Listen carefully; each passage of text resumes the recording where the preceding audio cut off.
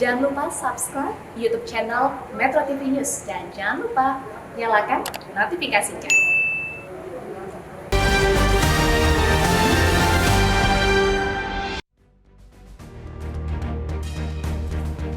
Halo, selamat pagi, salam sehat untuk kita semua. Besarnya proyek Ibu Kota Negara IKN Nusantara membuat banyak tantangan. Ini bukan hanya terjadi karena permasalahan yang sudah ada, namun juga permasalahan yang dipicu ulah para spekulan dan mafia. Lagi-lagi mafia. Permasalahan di awal pembangunan ini bukanlah kegagalan, juga keberhasilan, dan tuntasnya permasalahan akan menentukan hasil akhir IKN Nusantara. Karena permasalahan yang tidak tuntas akan berdampak pada tahapan pembangunan selanjutnya. Inilah editorial Media Indonesia Rabu 23 Maret 2022 dengan tema Tutup Celah Penyimpangan IKN bersama saya Indra Maulana. Dan editorial Media Indonesia juga dapat Anda simak di MG Radio Network di frekuensi 94,7 FM di kawasan Jakarta dan sekitarnya. Para pendengar juga bisa berpartisipasi melalui saluran telepon yang kami sediakan di 021 583 99 100. Dan pagi hari ini telah hadir bersama saya anggota Dewan Redaksi Media Group Don Bosco Salamun. Selamat pagi Bang Don, salam pagi, sehat. Indra, tetap semangat ya Bang Don. Baik Bang Don, kita Indra akan yang bicara semangat sekali. Kita akan bicara tentang Ibu Kota Negara Nusantara, bagaimana KPK perlu mengawalnya dan kemudian peraturan turunannya. Tapi boleh kita mulai dengan headline Media Indonesia terlebih dahulu ya. Silakan. Pada pagi ini lagi-lagi masih tentang minyak goreng sih, Bang Don. Stop beri harapan palsu minyak goreng. Kita memang akhir-akhir ini juga mulai mendengar ya banyak pejabat dari mulai menteri ya kan, dari kepolisian yang sudah mulai berbicara tentang minyak goreng ini. Tapi mungkinkah ini harapan-harapan palsu yang diberikan kepada masyarakat? Iya kan banyak jaminan atau janji bahwa ini akan segera selesai. Iya. Tetapi ternyata tidak seperti itu gitu. Sebetulnya problemnya itu kan fokus ke minyak goreng curah. Karena minyak goreng yang kemasan itu kan sudah dibuka harga ecerannya. Jadi itu tidak lagi jadi soal. Dan setelah dibuka harga ecerannya, minyak gorengnya tersedia banyak di pasar. Tetapi minyak goreng curah yang berkaitan dengan konsumsi rakyat bawah, kemudian di pasar-pasar tradisional, ya ini sebetulnya kan yang dijaga oleh pemerintah. Tapi faktanya adalah bahwa masih ditemukan bahwa itu langka. Harganya juga masih tinggi. Lalu kemudian ada kerja mafia yang justru minyak goreng curah ini kemudian dikemas malah untuk kemudian dijual seolah-olah itu minyak goreng kemasan. Betul, dan itu yang membuat itu hilang di pasar. Jadi kerja mafia ini belum selesai-selesai juga dan kita tidak tahu kenapa aparat waktu ini sudah cukup panjang loh. Waktunya sudah cukup lama. Kenapa pemerintah atau Departemen Perdagangan kemudian kerjasama dengan kepolisian, kenapa belum sampai bisa menyelesaikan ini juga gitu. Betul. Dan itu yang kemudian kenapa kemudian judulnya hari ini Stop Beri Harapan Palsu Minyak Goreng gitu. Ya, para menterinya kan juga sudah mulai berkeliling menyidak dan lain sebagainya. Ya, kalau kita lihat gambar-gambar di berita, itu belum cukup dan itu kan jangan juga menimpakan ini semua seolah-olah menjadi kerjaan Menteri Perdagangan seorang diri gitu atau institusi di situ. Ini kerja besar bagi semua orang karena ini problem yang juga dialami oleh rakyat kebanyakan. Kita masih lihat drama antrian yang begitu panjang di beberapa tempat, terutama di pasar-pasar tradisional. Saya kira ini harus bisa segera diakhiri. Jangan kemudian menimbulkan beban-beban baru bagi masyarakat, terutama menjelang bulan suci Ramadan ini. Betul sekali. Baik, Bang Don, kita bergeser ke halaman kedua Media Indonesia.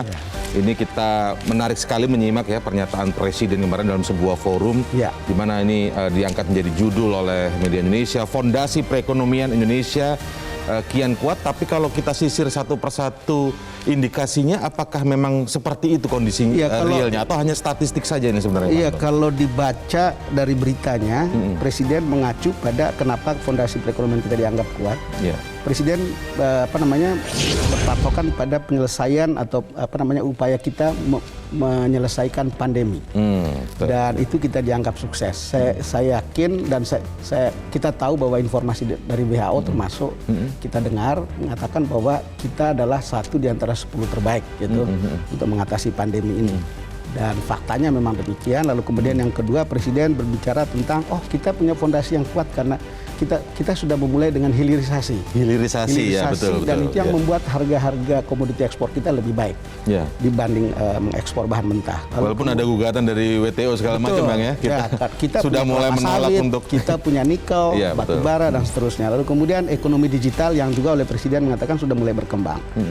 Di dalam berita ini juga dinyatakan dikutip pendapat Menko Perek yang mengatakan bahwa prediksi pertumbuhan kita adalah 5,2% year-on-year pertumbuhannya. Apakah benar sepertinya atau tidak? Ya. Kan kita belum tahu soal. Ada harapan bahwa perang Ukraina Rusia itu akan berakhir, Betul. tetapi kan tidak ada kepastian untuk mengatakan bahwa itu juga tidak akan muncul kembali. Iya. Jadi hal-hal Berhenti seperti sebentar saja kemudian muncul itu yang bisa membawa dampak betul. yang berkepanjangan ya. Baik, semoga ini tidak hanya menjadi statistik angka saja begitu ya Bang. Betul. Karena memang kadang-kadang mungkin ada agak beda ya statistik angka. Bagi tapi rakyat kenyataan itu di kan lapangan. bahwa banyak hal yang mudah, sembakonya murah, kan kira-kira gitu ya. Betul, ya. Oh ini oke gitu. Oke, baik. Kita lanjutkan ke ketiga ya. Ini halaman 3. Headline yang cukup menarik untuk kita ulas terkait dengan halaman keempat ya. Ya. Halaman keempat bahwa soal halaman 5, ribuan konten investasi ilegal diblokir. Ya. Ini oleh Kementerian Kominfo ya. Ya, ini terkait dengan kasus-kasus yang akhir-akhir ini terjadi ya. Ini berita gembira yang kita dengar dari Menteri Komunikasi dan Informatika Johnny Plate. Ya. Kalau lihat sebanyak 967 konten yang di take down, yang masuk kategori pialang berjangka. Ya. Kemudian 867 konten investasi ilegal dan 1000-an konten forex ilegal. Nah. Ini kan sudah banyak korban, Indra. Ya. Banyak korban dan banyak kerugian. Data memperlihatkan investasi ilegal itu sudah menimbulkan kerugian 117 triliun dan jutaan anggota masyarakat yang tertipu. Kita lihat kan begitu banyak crazy rich, begitu banyak afiliator sekarang yang diperiksa. Iya. Dan Ini mungkin hal tinggal baru ya. crazy-nya aja ya. Tinggal crazy-nya aja, Crazy-nya rich-nya udah sudah nggak ada. hilang karena jadi Dan tersangka saya ya. rasa ini mencegah jangan Ya. sampai lebih banyak korban dan lebih banyak lebih banyak kerugian gitu. Ini langkah yang bagus gitu. Ini karena sebenarnya ini kan sudah lama juga ya Bang Don. Mungkinkah ini sebenarnya menjadi wawasan baru bagi masyarakat tentang penipuan-penipuan model seperti ini ya? Ya kembalinya memang ke kita sendiri ya, Ya. Indra. Ya di minggu lalu saya duduk di sini juga untuk mengatakan ya jangan gegabah aja kita. Ini kan penipuan di era digital yang sangat massal, lalu kemudian diperlihatkan kepada publik tentang contoh sukses, tetapi sukses yang palsu. Dan bagaimana masyarakat bisa tergiur oleh kesuksesan kepalsuan ini? Ya diri sendirilah yang harus bisa menjaga diri sendiri, mengingatkan untuk tidak gegabah. Kalau itu tidak legal, tidak logik, atau tidak logik lah, paling enggak minimal tidak logik. Namanya, legal and logic. Kalau itu too good to be true. Too good to be true. Jangan dong. Iya. Gegabah gitu. Baik, itu pasti modusnya pasti penipuan begitu ya, betul. Bang. Oke, baik. Nah, kita akan masuk ke tema editorial, tapi sebelumnya juga ada yang menarik. Kembali ke halaman 1 ini soal peraturan turunan Undang-Undang IKN. Undang-undangnya sudah ada. Peraturan turunannya yang memang ditarget rampung bulan ini begitu, Bang Don. Bagaimana Bang Don? Ada 9 aturan turunannya itu begitu beragam, tapi pemerintah kan menjanjikan Maret dan April ini harus selesai. Dan itu yang dinyatakan oleh pihak Kementerian Dalam Negeri bahwa itu akan selesai. Presiden menjanjikan pada waktu itu kepala otorita akan selesai dalam 40 hari dan itu sudah ada kan, sudah ada Pak Bambang, lalu kemudian ada Doni Rahayu, sudah selesai, lalu sekarang tinggal bagaimana peraturan pelaksanaannya. Ya ini kan menjadi panduan bagaimana ibu kota baru dibangun. Dilihat dari peraturan itu kita akan tahu seperti apa kota baru itu, termasuk soal tata ruang ya kan, kemudian soal kewenangan otorita, bagaimana hubungan-hubungan antara satu dengan yang lain, apa yang tidak perlu dikerjakan oleh otoritas supaya tidak terlalu banyak beban. Dan seterusnya. Itu yang kita tunggu bahwa dalam waktu dekat. Karena deadline-nya itu April ini. April ini ya. Dan memang ini juga dianggap akan bisa menjadi motor pembangunan ekonomi masa depan ya kalau kita lihat dari pernyataan Presiden. Presiden mengatakan begitu. Ini mengundang para investor juga dengan adanya peraturan turunan yang sudah cepat sesuai waktu. Ini memberi kepastian ya berarti ya kepada para calon investor ya. Makanya editorial kita hari ini kan tentang itu ya, jangan sampai ada penyimpangan. Baik, nah terkait dengan jangan sampai ada penyimpangan, Bang Don, ini kan kemudian tutup celah penyimpangan IKN. Di sini disinggung juga bahwa mulai menggandeng KPK dan KPK sendiri melalui salah satu pimpinannya juga sempat mengutarakan ada bagi-bagi lahan nih, belum sudah ada bagi-bagi lahan nih Bang Don. Gimana nih Bang Don? Iya, di sana kalau kita perhatikan statement dari KPK itu seolah-olah sudah ada pengkaflingan di IKN. Betul. Tetapi ini kan logis saja. Di mana ada gula di situ ada semut. Ada pembangunan biasanya mafia tanah duluan gitu. Tapi kan korupsi itu kan tidak hanya soal mafia tanah. Tapi juga soal pengadaan barang. Betul. Ingat bahwa IKN itu dibangun dengan anggaran 450 sampai 500 triliun. Ada APBN dan ada dari investor. Betul. Kalau lihat seperti ini, rasa-rasanya menggandeng KPK dan juga kita lihat bagaimana kemudian ketua kepala otorita dan wakil kepala otorita bertemu dengan jaksa agung, menggandeng KPK dan menggandeng kejaksaan, itu adalah langkah yang layak kita apresiasi. Betul. Cuman ya itu kan tadi pertama angka yang besar. Kedua, kalau kita mengandalkan investasi, terutama dari investor global untuk membangun di ibu kota negara, itu kan berarti dia harus seksi. Seksi bagi investor global. Korupsi itu menodai keseksian dan daya tarik investor untuk ikut membangun di ibu kota baru. Cuma selalu menjadi pertanyaan kan, apakah benar akan efektif pendampingan ini? Apakah benar akan efektif pendampingan ini? Karena kita sering dengar juga pendampingan dilakukan di proyek-proyek negara yang lain ya. Dan itu di berbagai daerah ada pendampingan semacam ini. Cuman selalu ada kritik umum terhadap aparat penegak hukum kita yang tidak bersih kan. Sampai lalu kemudian jangan sampai jeruk makan jeruk atau masuk angin. Lalu kemudian ini adalah menyapu lantai dengan sapu kotor. Kan itu kan selalu ada. Ya, kita tidak beranggapan jelek tentang itu, tetapi lebih baik sejak awal diingatkan gitu. Istilahnya selalu ada oknum. Masalahnya oknumnya kok muncul terus-menerus begitu ya. Apalagi kan ini kan pembangunan sebuah kota masa depan, kota hijau, kota smart city yang ikonik. Segala sesuatu yang ikonik itu selalu menarik perhatian orang, termasuk kejelekan-kejelekannya menarik perhatian orang. Apalagi itu akan menjadi beban atau menjadi persoalan bagi investor global. Gitu. Baik, nanti kita akan bicara semoga ini lebih lancar jalannya ya. Maka apa yang harus dilakukan pengawasan-pengawasannya tidak menjadi kegagalan masif tadi yang kita singgung di awal tadi. Nanti kita akan lanjutkan lebih detail Bang Don untuk mengulasnya. Sekarang kita lihat terlebih dahulu secara lengkap editorial Media Indonesia untuk hari ini, tutup celah penyimpangan IKN.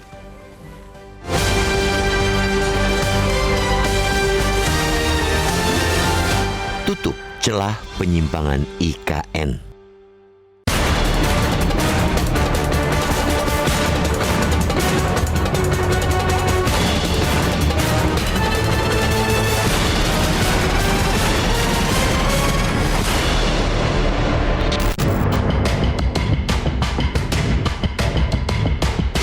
Dengan begitu besarnya proyek Ibu Kota Negara atau IKN Nusantara, wajar jika disertai banyak tantangan. Ini bukan hanya terjadi karena permasalahan yang sudah ada, tapi juga permasalahan yang dipicu ulah para spekulan dan mafia. Seberapapun permasalahan di awal pembangunan ini bukanlah kegagalan.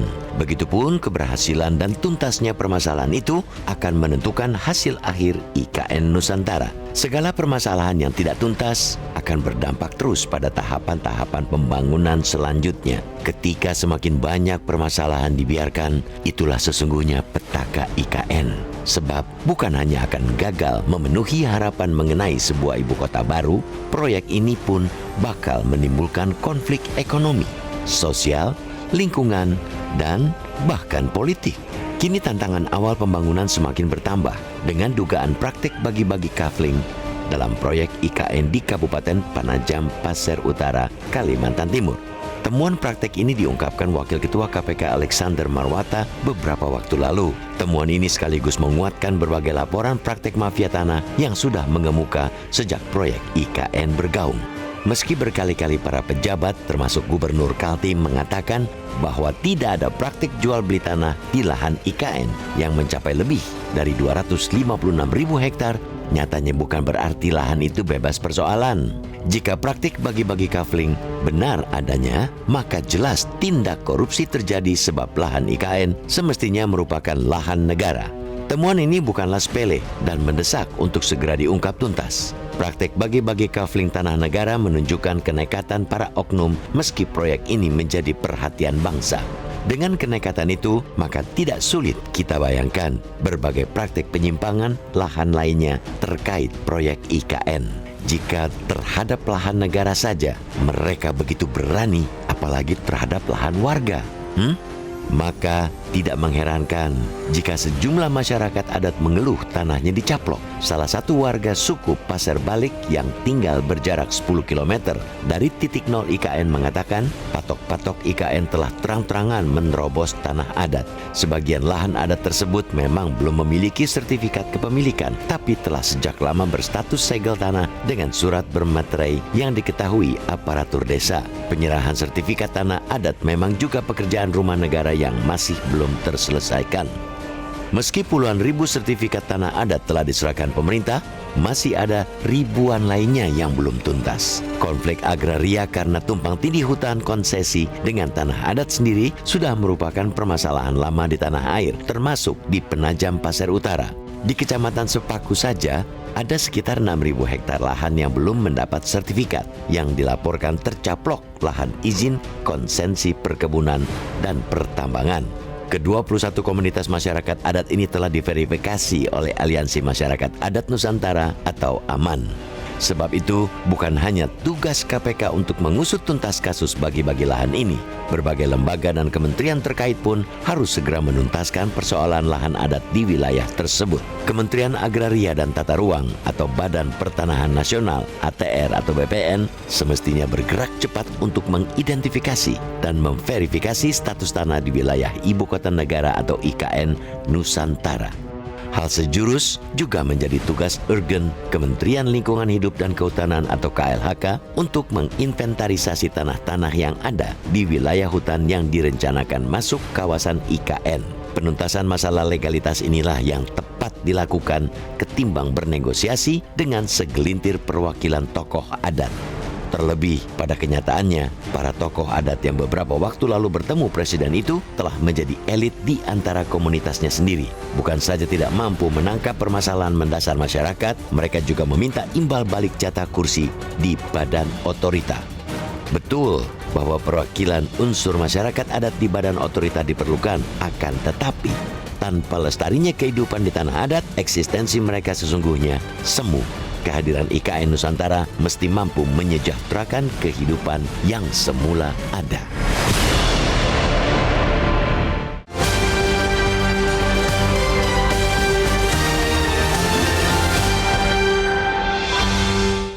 Ya, Anda sudah menyimak tayangan lengkap editorial untuk hari ini. Temanya tutup celah penyimpangan IKN.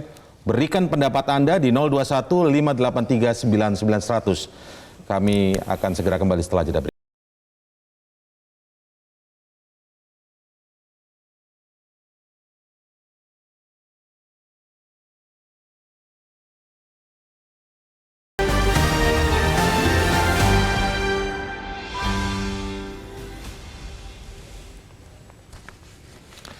Tak ingin proses pembangunan proyek Ibu Kota Negara tercemar dengan korupsi, Badan Otorita Ibu Kota Negara Nusantara buru-buru menggandeng Komisi Pemberantasan Korupsi atau KPK. Bukan tanpa alasan, pengawasan KPK sangat penting mengingat biaya yang dianggarkan dalam proyek ini sangat besar, yakni 466 triliun rupiah.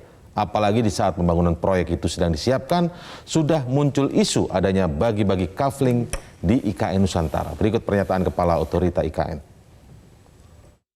Bekerja sama dengan KPK, saya kira itu yang menjadi landasan kami untuk kerjasama ke depan, dan kita dari waktu ke waktu nanti tentu akan secara berkala juga menginformasikan apa yang kondisi di lapangan. Kami lebih menekankan kepada tadi sistem pengendalian, sistem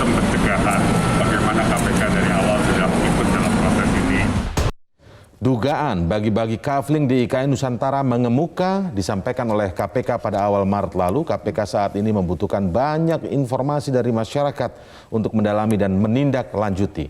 Dugaan itu kita simak pernyataan PLT Jubir Penindakan KPK Ali Fikri. Memiliki data dan informasi atas dugaan misalnya tindak pidana korupsi, ada unsur-unsur korupsi terkait dengan persoalan tanah ini ya, di sana silakan melaporkan kepada KPK melalui pengaduan masyarakat ya, ada kanal di sana WA, SMS, call center 198 untuk disampaikan kepada KPK data dan informasinya, sehingga nanti kami para dengan itu terus kami akan dalami informasi langsung. Saja 4 tahun. Ya, tadi Bang Don mengapresiasikan buru-buru di awal otorita sudah mulai menggandeng KPK, bahkan juga bertemu dengan Jaksa Agung. Betul. Nah, tapi tadi juga ada pertanyaan, bagaimana dengan tidak mungkin masuk anginnya para penegak hukum ini, karena seringkali juga kita dengar di berbagai proyek-proyek di daerah dan lain sebagainya sudah otomatis dari kejaksaan maupun juga ada yang inisiatif mengajak KPK, bahkan diberitakan di awal begitu ya, bertemu di KPK. Nah, kira-kira seperti apa kita melihat, apakah ini kita ikut concern, khawatir, atau pesimis ini sebenarnya Bang? Iya, tadi kita bilang apresiasi, tapi kan kita memberi catatan kan. Jangan sampai masuk angin lalu kemudian membersihkan lantai dengan sapu kotor. Kalau saya mengatakan begini, karena memang sudah ada kasusnya. Pertama, berbagai survei tentang aparat penegak hukum kita ya, kinerjanya kan tidak memuaskan ya. Lalu kemudian yang kedua, dulu kita menganggap KPK itu manusia setengah dewa. Betul. Bersih gitu. Faktanya itu roboh di tangan Aziz Samsudin. Kan ada penyidik yang kemudian terbukti korupsi. Betul. Terima suap. Terima suap. Dan itu yang membuat kita pikir, ternyata KPK tidak steril dari korupsi. Dari kemudian saya rasa kita juga masih dengar atau publik juga tahu bagaimana ada beberapa komisioner, 1-2 komisioner yang masih terimbas kasus-kasus etik gitu. Ya, betul. Jadi kalau lihat seperti ini kan kita juga harus wanti-wanti. Kita apresiasi, tapi juga kita berpikir ya jangan sampai atau ada catatannya. Dan saya mungkin satu-satunya yang mungkin kita melihat bahwa ini akan ada jaminan. Proyek ini kan pasti akan ada di bawah langsung pengawasan seorang presiden. Kan? Presiden langsung mengawasi. Kalau lihat begitu mudah-mudahan semuanya oke gitu. Tetapi juga kita lihat kecenderungan tentang korupsi yang terjadi di pembangunan infrastruktur. Data dari ICW itu memperlihatkan dalam 4 tahun ya, Indra, tahun 2015 sampai tahun 2018. Jumlah kasusnya itu meningkat. Tahun 2015 itu 106 kasus melibatkan 700 miliar. Lalu kemudian 2016 menjadi 133 kasus, 900 miliar. 2017 itu menjadi berapa kasus ini? Begitu 158 kasus, 1,1 triliun.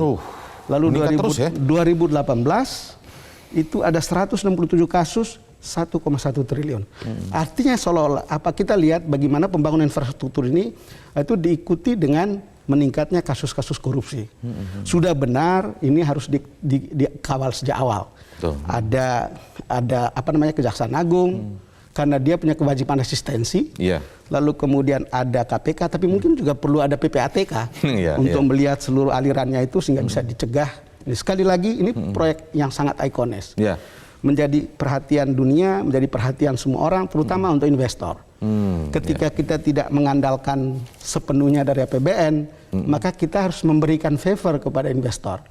Dan kepastian ya. Dan kepastian. Dan 13% dari problem investasi kita gagal itu karena korupsi. Jadi datanya memperlihatkan seperti itu. Terganggu oleh korupsi. Terganggu oleh korupsi. Baik, betul. Apalagi pembangunan IKN ini adalah bukan hanya pembangunan infrastruktur, tapi mega proyek ini ya. Ini mega proyek, artinya jangan sampai data ini terus ikut naik juga itu ya. Itu data yang dipunya Bang Don ini. Baik, tapi kan kita juga tadi berbincang ya, Bang Don bilang bahwa mafia ini entah itu mulai dari mafia tanahnya, entah itu dari mafia pengadaan barangnya nanti, mafia anggarannya, mafia itu selalu dua langkah di depan. Ya selalu begitu. Penjahat ketika 2 langkah di depan berarti ada mata yang di dalam sistem dong, berarti masuk angin tadi. Selalu berusaha untuk ada jalan. Ini kan sesuatu yang sangat seksi, uangnya banyak. Selalu berharapkan ini kan Presiden memilih 2 orang yang dulunya dianggap sebagai orang yang punya track record bersih, tidak ternoda oleh korupsi. Kita berharap konsistensi itu akan tetap jalan, tapi bukan saja soal konsistensi pribadinya, tapi strong leadership yang membuat semua pelaksanaan proyek itu bersih.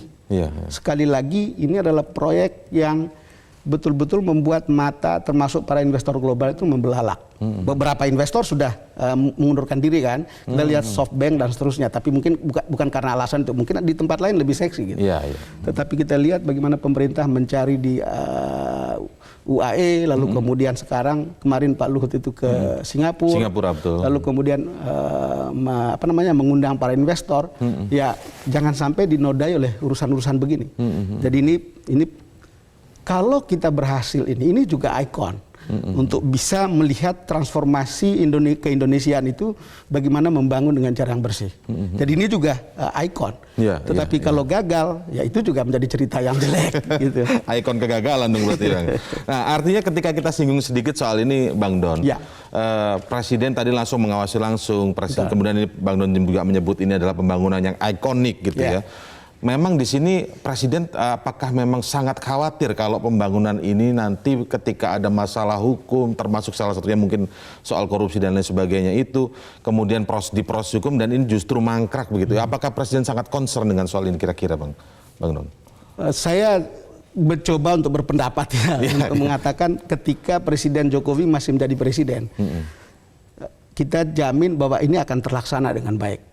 Ketika Presiden masih menjadi presiden. Ketika misalnya Pak Jokowi masih jadi presiden. Kan problem itu kan konsen tentang setelah tidak lagi seorang bukan lagi Pak Jokowi, Presiden Jokowi ya. Jadi apakah masih tetap berlanjut? Apakah akan diberhentikan? Ini kan pertanyaan-pertanyaan hipotetik yang ya kita tunggu gitu. Tapi mestinya kalau sudah diundangkan, ya mestinya sih bisa jalan terus. Harusnya begitu ya. Kalau sudah jalan misalnya selama 2 tahun ini 50% atau 60% dari perjalanan kita sudah sebegitu jauh, itu saya kira kalau itu tidak diteruskan itu langkah mundur gitu. Jangan sampai juga ada pikiran bahwa ya ganti pemerintahan, ganti kebijakan, ganti proyek. Gitu. Itu kan juga repot. Malah mangkrak. Nah ini takutnya juga nanti malah mengulang cerita-cerita sebelumnya atau yang kita khawatir itu mangkrak karena korupsi. Nah itu dia. Tapi kita pikir itu sebuah kemungkinan yang kecil. Tetapi juga jangan sampai taken for granted bahwa tidak ada korupsi di situ. Oke baik, kita lanjutkan lebih detail lagi setelah jeda berikut dan mendengarkan juga pendapat dari Anda pemirsa yang menyaksikan editorial pagi hari ini. Kami masih akan segera kembali setelah jeda komersial berikut ini.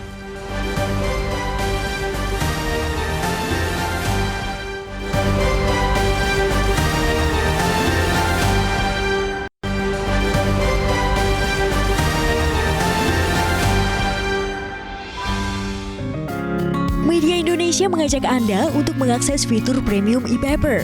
Dengan sajian konten berbasis intelektual dan meneguhkan kebangsaan, Media Indonesia tampil dengan lebih dinamis melalui e-paper Media Indonesia yang dapat Anda akses kapan saja, di mana saja.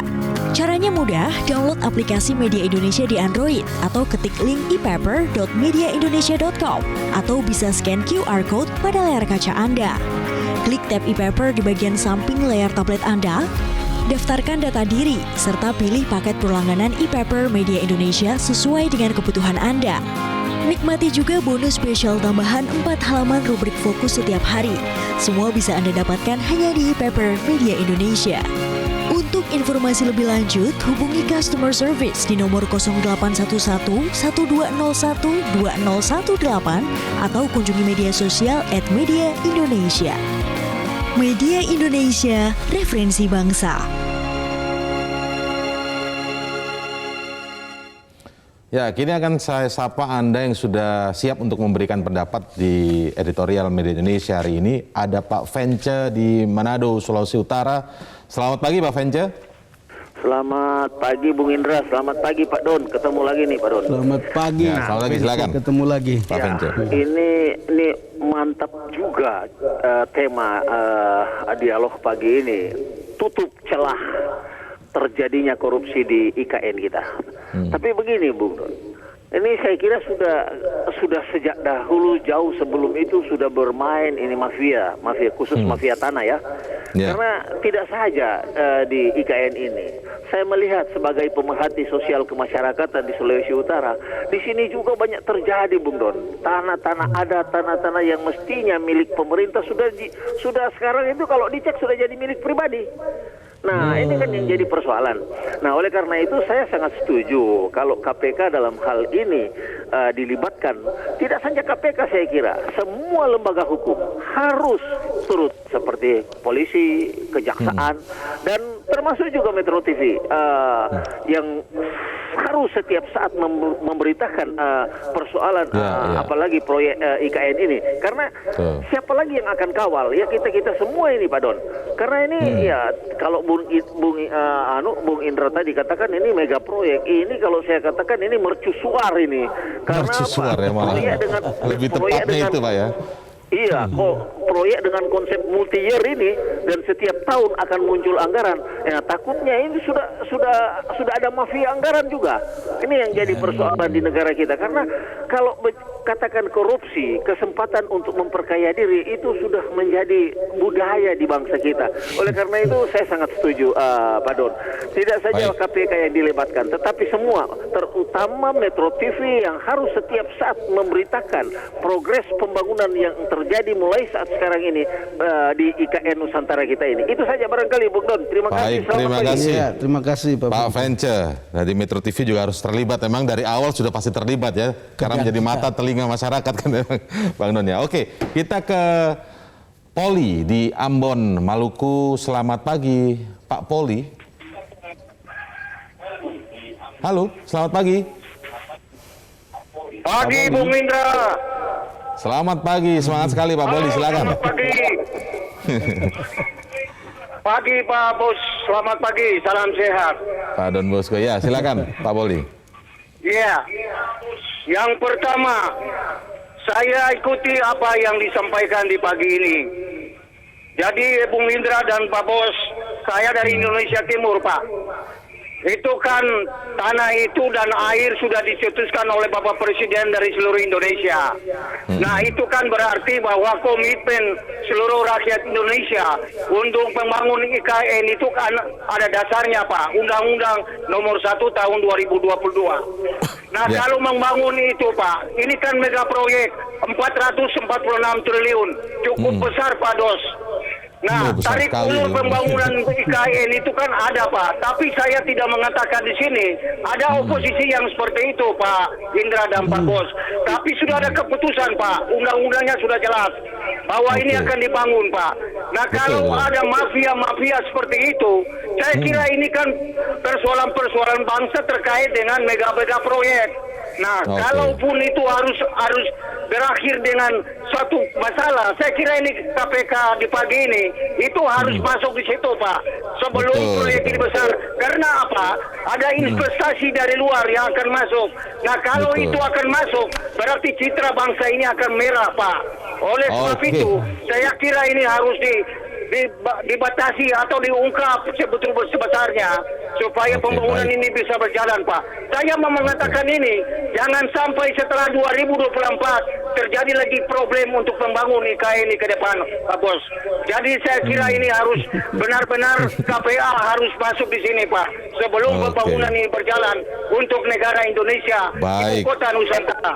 Demikian dari Indonesia Timur, Pak Bos dan Bang Indra. Selamat pagi, Metro TV. Baik, terima kasih Pak Poli ya di Ambon, Maluku. Dipanggil Pak Bos. Pak Bos, Pak Don Bosco mungkin diambil tengahnya mungkin Pak Don. Ya, ke Pak Sukarwan di Temanggung, Jawa Tengah. Selamat pagi, Pak Sukarwan. Selamat pagi, Metro TV. Selamat pagi. Begini Bang, ya, silakan. Bang Indra.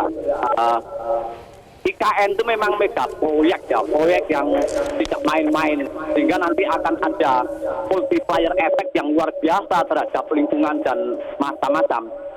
Nah, yang sangat berperan penting pemerintah dalam hal ini adalah Menteri yang membidangi agraria, Pak Sufyan Jalil, sehingga mohon Pak Sufyan Jalil harus kerjasama dengan semua penegak hukum, baik KPK, Kejaksaan, Kepolisian, karena nanti dikhawatirkan akan terjadi mafia-mafia tanah yang mengkapling tanah misalnya di ring area sekian ratus kilometer dari jantung kota. Nah, ini KPK harus dari sekarang sudah membangun konsolidasi, kolaborasi dengan semua penegak hukum. Takutnya nanti ya ada undang-undangnya, ya masih Pak Jokowi. Misalnya 2025 Pak Jokowi sudah tidak jadi presiden, wah takutnya nanti kalau amburadul jadi berantakan. Ya, kan, setelah 2024 tadi ya. Khawatir kan Pak. Oke, baik, terima kasih Pak Sukarwan di Temanggung, Jawa Tengah, dan editorial Indonesia masih akan kita mengulasnya bersama Bang Don, terutama masukan dari para pemirsa tadi.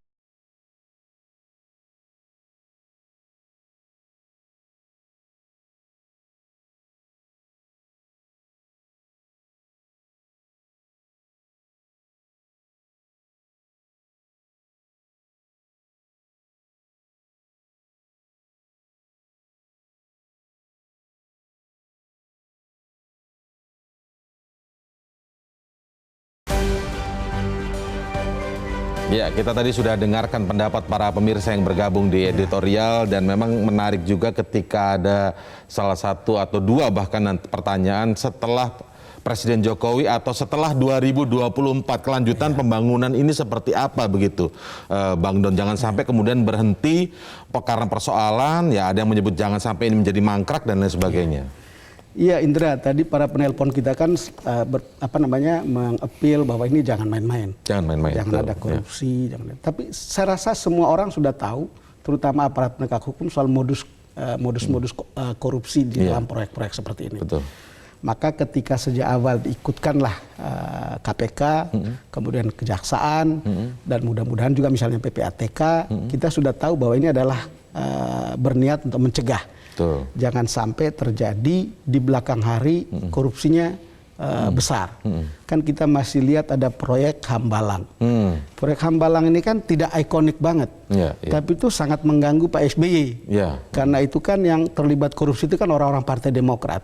Nah, rasanya dalam kasus pembangunan ibu kota yang jauh lebih ikonik, pemerintah sangat menyadari itu, karena itu harus ikut sejak awal. Dan ini menjadi concern Presiden Jokowi ya? Tidak ada malaikat. Kita ini di antara kita ini tidak ada malaikat. No angel among us. Jadi kalau begitu ya harus saling mengawasi. Tetapi misalnya begini ya, apakah ada saran seluruh aparat penegak hukum? Baik-baik saja. Tapi kadang-kadang kan kita berpikir bukan soal seluruhnya, tapi oknum yang ikut mengawasi. Jadi makin banyak. Jadi makin banyak, tapi kemudian kan korupsi itu kan selalu oknum, tidak melibatkan institusi. Tapi oknum yang ada dalam situ. Tapi nanti kalau terlalu makin banyak juga bisa jadi makin banyak juga inside tradernya untuk kemudian ikut masuk angin lalu kemudian berkembang menjadi korupsi. Tapi kita berharap kan ini kan kalau tidak ada korupsi, otomatis kalau ikut sesuai dengan anggaran, kemudian gambar tata kotanya, mestinya anggaran itu fix dengan apa yang dibangun. Jadi kalau itu tidak ada korupsi, mestinya tidak akan ada mangkrak. Yang jadi soal kan mengejar waktu. Betul. Makanya selalu dipikir kalau misalnya apakah selesai dalam 2,5 tahun atau 2 tahun, tapi kan sudah ada rencana-rencananya. Jadi kalau diikuti saja itu mestinya proyek ini tidak akan mangkrak. Satu. Kedua, artinya tidak seperti Hambalang ya. Dan jangan sampai itu mengganggu seorang Jokowi yang sudah mati-matian bangun infrastruktur di mana-mana. Gara-gara proyek ini yang sangat ikonis ini akhirnya semua itu menjadi tertutup. Ya, seperti teralihkan ya. Jadi tertutup. Padahal begitu banyak yang dibangun. Saya rasa ini pertaruhan yang sangat besar. Dan karena itu artinya ini menjadi legacy juga yang karena memang ini legacy. Jadi ini pertaruhan yang sangat besar dan harapannya adalah harus bersih.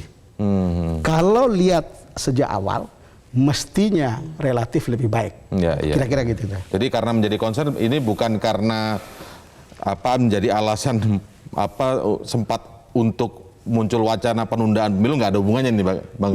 Mungkin ya, kita kan tidak punya banyak hal cerita di luar sana yang kita dengar gitu. Tapi persisnya seperti apa, apakah ini terkait dengan misalnya isu perpanjangan atau perpanjangan itu ada hubungannya dengan pembangunan ibu kota baru. Yaitu isu di luar. Kan itu kan isu di luar yang kita dengar. Misalnya juga karena pandemi dan seterusnya. Ya, tetapi apapun cerita, kalau sebuah bangsa sudah mengambil keputusan seperti ini, itu harus menjadi keputusan bersama. Betul. Dan dilaksanakan bersama secara konsisten. Secara konsisten dan Sekali komitmen lagi, semuanya ya. rasanya kita tidak matang sebagai sebuah bangsa kalau misalnya kita tahu ada rencana baik.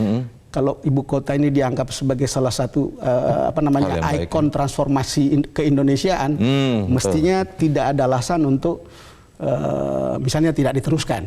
Toh targetnya 100 tahun Indonesia itu sudah selesai. Dan semua tahapan itu kalau diikuti, nggak terbayang kalau misalnya itu kemudian tidak dilanjutkan. Oke, baik. Kembali soal IKN yang menutup celah penyimpangan ini. Tadi kan kita ada yang menyebut istilah megaproyek, kemudian ada pemirsa tadi yang menyebut ini bukan hanya megaproyek, ini mercusuar. Tadi juga transformasi keindonesiaan, Bang Don menyebutkan ini kan memang benar-benar bukan main-main ini, bukan proyek mencari untung, nggak ada sama sekali ini di situ. Gagal, itu kalau ini gagal, ini sebuah grand failure. Kalau gagal grand failure ini sebuah kegagalan besar. Kalau misalnya ini entah karena korupnya banyak, entah karena mangkrak dan seterusnya, itu kegagalan besar. Dan itu menutupi semua yang pernah dikerjakan oleh Presiden Jokowi. Akan menjadi seperti itu kira-kira di 2000. Ya, bisa jadi seperti itu. Dan kita tidak berharap demikian. Ini soal kedewasaan kita sebagai bangsa dan soal kebersamaan dan soal orientasi kita ke depan. Kan gagasan itu bukan sekedar pindah ibu kota sebagai sebuah lokasi. Iya, betul. Tapi transformasi keindonesiaan bahwa ini Indonesia ini bukan Jawa. Daya dukung Jakarta itu sudah optimal. Daya dukung Pulau Jawa itu sudah mentok. Jadi kalau lihat seperti itu, kita melihat Kalimantan itu adalah masa depan, Sumatera itu masa depan, Indonesia Timur itu masa depan. Kalau kita lihat seperti itu, ini soal keberanian kita sebagai bangsa untuk cross the border. Kita harus bisa menyeberangi perbatasan atau cross sebuah jembatan untuk kemudian kita melihat sesuatu yang baru. Tidak ada yang salah dengan sesuatu yang baru, tidak ada yang salah dengan upaya-upaya baru yang mungkin membuat kita akan menjadi sebuah bangsa yang lebih maju. Gitu kira-kira. Artinya memang ini supaya tidak menjadi grand failure begitu ya. Amit-amit jangan sampai menjadi seperti itu. Artinya juga semua pihak perlu mempunyai concern yang sama, semua pihak, semua elemen ya, Bang Don ya. Kita mengharapkan kebebasan para politisi dan seterusnya untuk kemudian ini sebuah legacy. Kalau ini sebuah legacy sebagai bangsa, ya tidak ada yang salah. Kalau sekarang mengatakan salah, mestinya dari kemarin-kemarin sebelum undang-undang itu disahkan. Harus di situ mati-matian untuk mengatakan saya tidak setuju, mau oposisi mau partai posisi harus sudah bisa melihat dengan kritis di cara-cara seperti di fase-fase seperti itu. Tapi kalau sudah ada undang-undangnya, kemudian disiapkan anggarannya, jangan sampai ini kemudian disia-siakan. Ini bukan kegagalan seorang Jokowi kalau tidak terus. Ini kegagalan sebagai sebuah bangsa. Sebuah bangsa begitu. Artinya kita menuntut semua pihak, semua elemen, termasuk tadi disinggung Metro TV, Media Indonesia, di Media Group Network ini akan ikut mengawasi menjadi mata dan telinga masyarakat. Dan terutama aparat penegak hukum tadi untuk membuat ini berjalan dengan bersih. Betul. Baik, Bang Don, terima kasih atas ulasannya. Sama-sama, Indra. Pagi hari ini di editorial Media Indonesia, tutup celah penyimpangan IKN. Bukan hanya tugas KPK untuk mengusut tuntas kasus bagi-bagi lahan ini, penuntasan masalah legalitas inilah yang tepat dilakukan ketimbang bernegosiasi dengan segelintir perwakilan tokoh adat. Kehadiran IKN Nusantara mesti mampu menyejahterakan kehidupan yang semula ada. Demikian editorial Media Indonesia untuk hari ini. Saya Indra Maulana mengucapkan terima kasih, salam sehat, sampai jumpa.